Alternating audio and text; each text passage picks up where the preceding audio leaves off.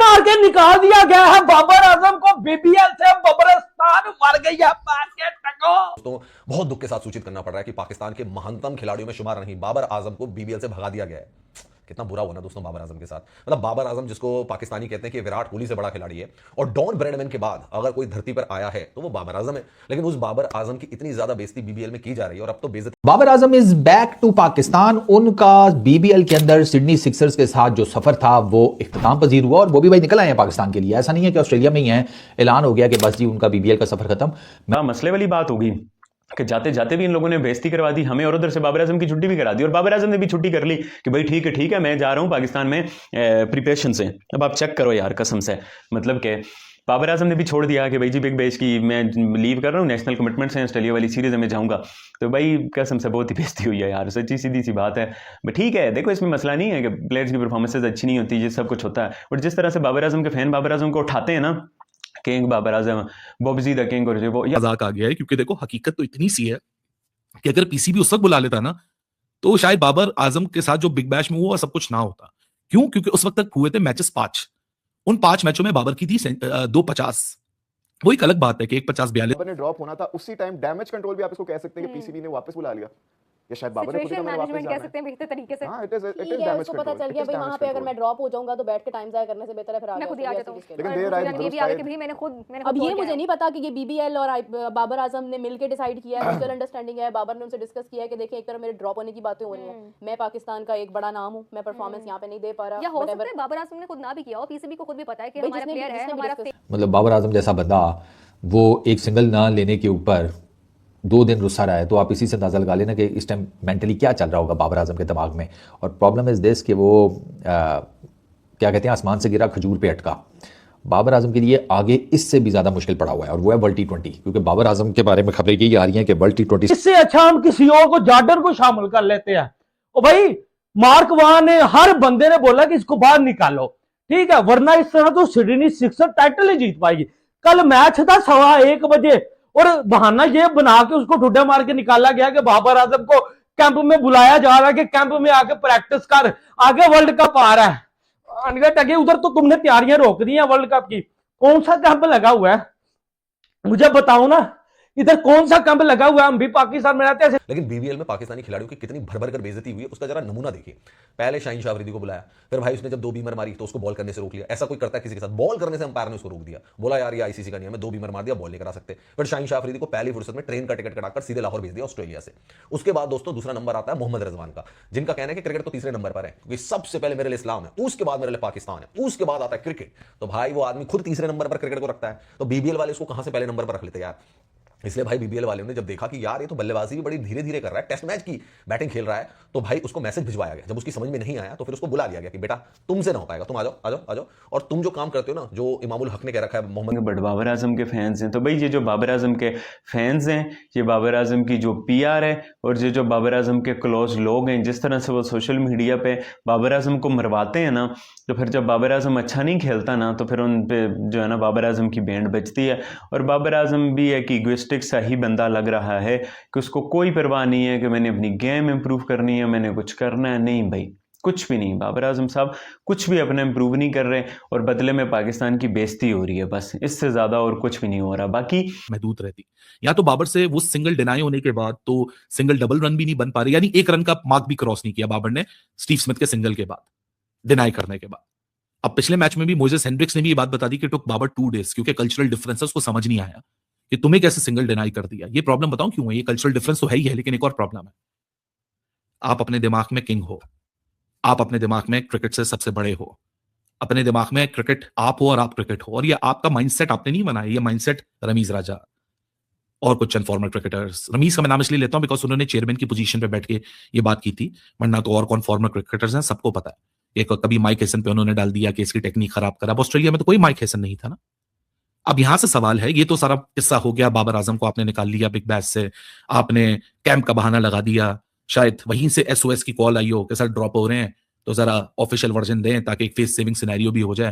क्योंकि देखें, जो क्रिकेट देख रहा है, जो क्रिकेट समझ रहा है, जो पाकिस्तान क्रिकेट को कवर करता है और फॉलो करता है, सबको ये बात पता है कि नेशनल ड्यूटी के लिए तो आपने बुलाया नहीं बाबर को। दोस्तों, पाकिस्तान और बाबर फैंस के लिए बुरी खबर है, बता दें बाबर आजम को बीबीएल से निकाल दिया गया है।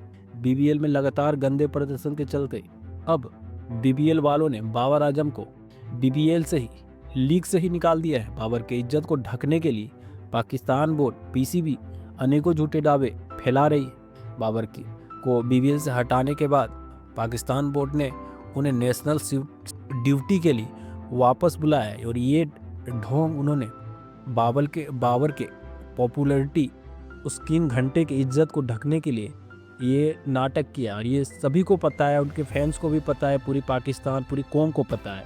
बता दें, सिडनी सिक्सर्स शुक्रवार को 23 जनवरी को सिडनी क्रिकेट ग्राउंड SCG पर होबार्ट हरिकेन्स को हराती है, तो 25 जनवरी को पर्थ में फाइनल में उनका मुकाबला पर्थ से होगा। अब बाबर आजम इन दोनों मुकाबलों से बाहर हो चुके हैं। cricket.com AU के अनुसार बाबर आजम ने सिडनी सिक्सर्स के फैंस, कोचिंग स्टाफ और अपने साथी खिलाड़ियों का शुक्रिया अदा किया है। इस दौरान वह नौटंकी दिखाते हुए भावुक होने का ढोंग भी किया। बाबर ने कहा कि मैंने यहाँ अपने समय को खूब एंजॉय किया। दुर्भाग्य से अब मुझे नेशनल ड्यूटी के लिए टीम छोड़नी पड़ रही है और मैं यहाँ से बहुत सारी पॉजिटिविटी यादें लेकर जा रहा हूँ। खासतौर पर SCG पर सिडनी सिक्सर्स के फैंस पर जोर से सपोर्ट शानदार रहा। अब इसमें आप बता सकते हैं कि बाबर आजम को कितना ज़्यादा सपोर्ट किया गया और बीबीएल में उसे क्या इज्जत मिली, ये सबको पता है। आप कमेंट में अपनी राय ज़रूर दें। है ना, वर्ल्ड T20 स्क्वाड के लिए, तो वो भी भाई उसका पार्ट बनेंगे। फरहान किधर है, अबरार किधर है? वो तो BPL खेलते हैं, वो भी भाई का लेकिन ज़रूरी था ना, तो इसलिए वो भी भाई को उन्होंने बुला लिया है। अंदर खाते खबर ये भी आ रही है कि सिडनी सिक्सर्स उनको अगले 2 मैचेस के लिए ड्रॉप करने वाले थे। सिडनी सिक्सर्स का जो अगला मैच है वो प्लेऑफ्स में होबार्ट हरिकेन्स के अगेंस्ट है। जो वो मैच जीता तो वो पर्थ स्कॉचर्स के अगेंस्ट फाइनल खेलेगा BBL का। खबर ये भी आ रही है क्योंकि काफ़ी सारे ऑस्ट्रेलियन क्वार्टर्स में सिडनी सिक्सर्स के जो फैंस हैं या सिडनी सिक्सर्स के साथ जो काम करते हैं, जो सिडनी सिक्सर्स को जीतते हुए देखना चाहते हैं BBL, उनको ये लगता है कि टॉप ऑर्डर में Babar Azam is the most weakest link और वो सिडनी सिक्सर्स की जो पूरी बैटिंग लाइनअप है उसका बैलेंस ख़राब कर देते हैं। ये भी न्यूज़ वगैरह रिपोर्ट हुई हैं, ठीक है ना, सोशल मीडिया के ऊपर ये सारा कंटेंट भरा हुआ है। Big bash league Babar Azam के लिए कैसी रही?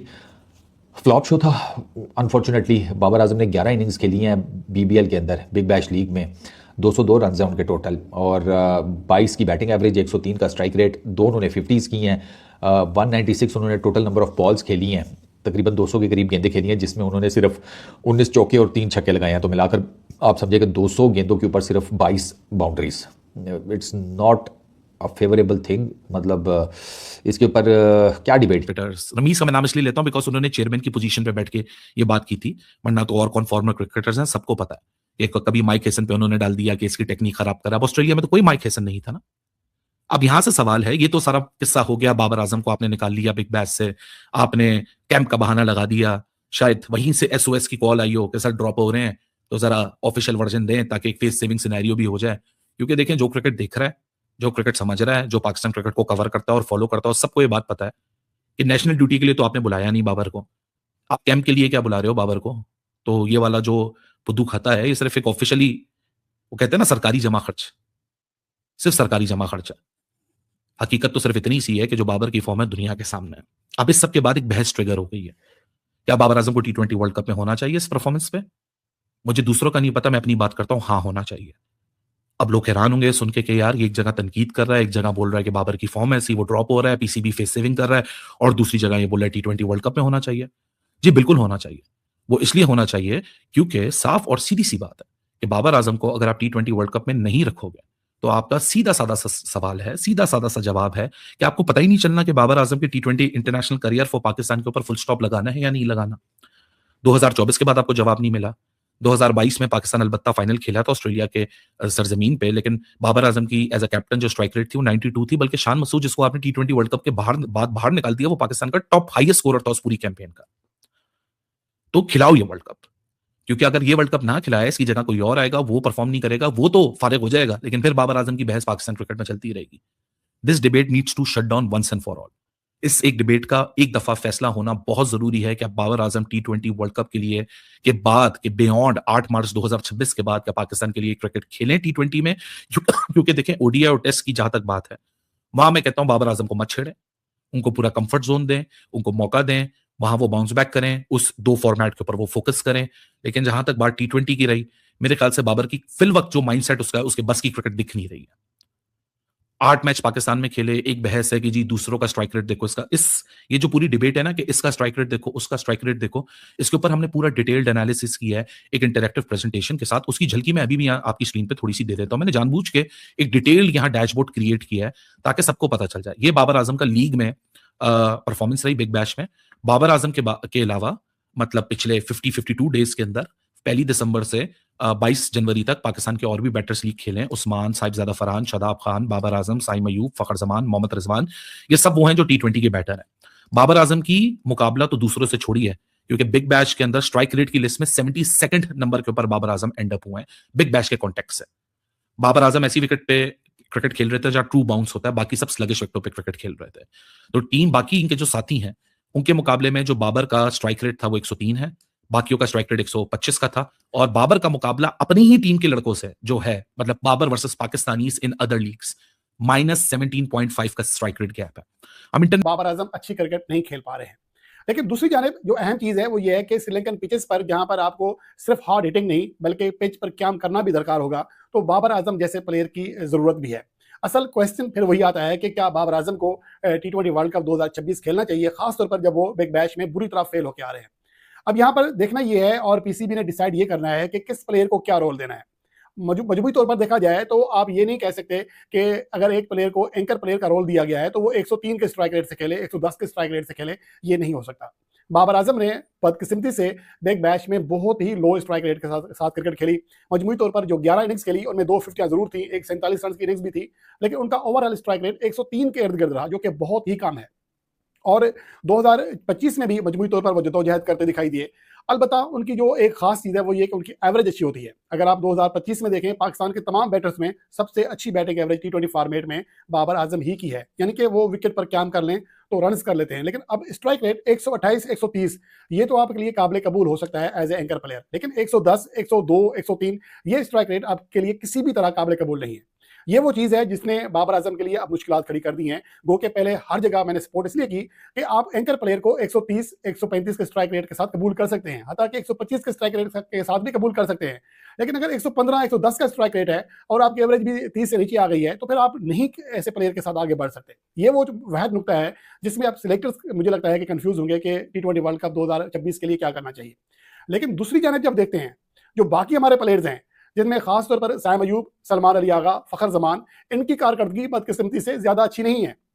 बैटिंग में साइम अयूब मुसलसल जदोजहद करते हैं, अलबत्ता फखर जमान के ऊपर और साइम अयूब के ऊपर तनकीद इसलिए काम होती है कि उनके अंदर ये एबिलिटी है कि अगर वो क्रीज पर खड़े हो जाएं, सेट हो जाएं, तो हार्ड हिटिंग से मैच का 5-7 तो कोई लेना देना नहीं है। हम क्रिकेट खेलना जानते हैं, हम क्रिकेट खेलना चाहते हैं। अब देखना ये कि क्योंकि अब जरा ये ज्यादा जियोपॉलिटिकल वॉर किस्म की बन गई है, कोल्ड वॉर कह लें इसको एक तरह से, अब इसका हल क्या निकलता है? क्योंकि मुझे तो अभी भी लग रहा है कि हो सकता है कि बांग्लादेश अपने पॉलिटिक्स के पीछे ना जाए, और अगर नहीं जाता तो फिर क्या होगा? वैसे कि किसने कहा है कि मतलब हम क्रिकेट खेलना चाहते हैं, पॉलिटिक्स इन्वॉल्व नहीं करना चाहते? पॉलिटिक्स इन्वॉल्व एज सच उस तरह से देयर आर रूमर्स के द प्लेयर्स आर सेइंग कि we want to play cricket. अब बिकॉज़ उनके डे जॉब ही है ना क्रिकेट खेलने के लिए। दो स्टांसेस हैं, एक स्टांस ये है कि जो कहता है कि हमें बिल्कुल नहीं जाना चाहिए, दूसरा ये कहता है कि हमें फुल प्रूफ सिक्योरिटी में इंडिया जाना चाहिए। और अब उसमें से अगर आप इस तरह भी देखें ना, उनका पर्सपेक्टिव भी समझने की कोशिश करें, तो अगर आप नहीं जाते तो फिर आपके क्रिकेट को बहुत लॉस होगा, आपके आने वाले टैलेंट को बड़ा लॉस होगा, क्योंकि उनको उस तरह की अपॉर्चुनिटीज नहीं मिलेंगी। आईसीसी आप पे इवन सैंक्शंस तक लगा सकता है, आपको फॉरफिट करने पे बड़े बड़े कॉन्सिक्वेंसेस फेस करने पड़ सकते हैं। बांग्लादेश यहां से बाहर होता है तो आगे एशिया कप आएगा, आप टूर्नामेंट छोड़ सकते हो, आपकी बायलैटरल सीरीज खत्म हो सकती है, मैच आएगा तो उसमें आपको मसला होगा। एब्सोल्युटली, इंडिया के साथ नहीं किसी और के साथ भी। और आप ये देखें कि बांग्लादेश के पास आगे एशिया कप के होस्टिंग राइट्स हैं, और इसके साथ साथ मोहसिन नकवी साहब जो है वो चेयरमैन है बीसीसी के, तो मतलब वो तब भी मसाइल हो सकते हैं। लेकिन बात वही आ जाती है, उस टाइम पे बांग्लादेश बोलेगा कि नहीं, हमने इंडिया को यहाँ पे नहीं लेके आना, ये इंडिया को हमारे की इजाजत नहीं, ऐसा नहीं होगा। ऑब्वियसली बांग्लादेश अपना नुकसान पे नुकसान ही करना है, तो फिर ठीक है, ये टूर्नामेंट आखिरी होस्टिंग ये होगी बांग्लादेश के पास, और इसके बाद बांग्लादेश पे नजर नहीं आएगा, ये होगा। मतलब ऐसे तो नहीं होता ना कि आप बार-बार नहीं होता इस तरह से ना, चीजों को हैंडल करना पड़ता है, डिस्कशन करनी पड़ती है, टेबल टॉक करनी पड़ती है, कोई बीच का रास्ता निकालना पड़ता है। ये बहुत करीब आकर ये बात डिस्कस हुई है। जो पाकिस्तान और इंडिया वाला मामला था ना, जिसको देखकर शायद सामने बांग्लादेश ने आइडिया लिया कि हम भी ऐसा कर सकते हैं।